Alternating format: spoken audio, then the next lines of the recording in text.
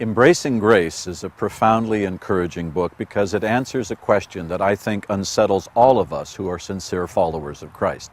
You know what I'm talking about when I say that you labor under a little bit of guilt, like a lot of guilt, for having done things that you know you're not supposed to do.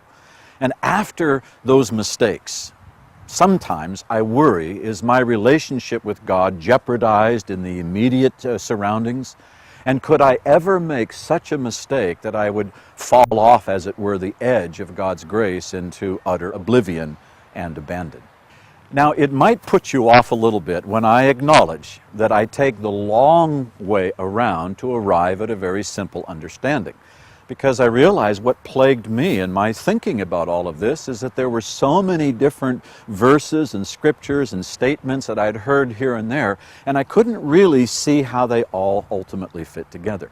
And as I take this very thorough look at the Word of God and what it says, I will recast, I promise you this, recast your thinking about judgment and the judgment day, the nature of the law itself, and why God waited 2,400 years after Adam and Eve sinned before he instituted the law and gave it through Moses. Say that embracing grace is unusual. It's unusual because even though it is very deep in its theology, everything is framed in story form.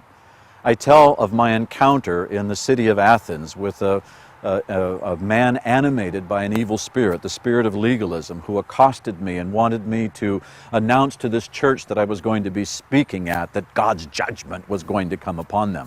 And at one point I finally had to say to this man, have you ever read the book, the Word of God? Because if you've read the book, you'd know that God is no longer angry with His children and wants ultimately only to bless them. As part of the story that I tell, you're going to be introduced to a cast of characters: the spirit of the Pharisee, the dead old guy, and the evil twin. The bridegroom of blood, for instance.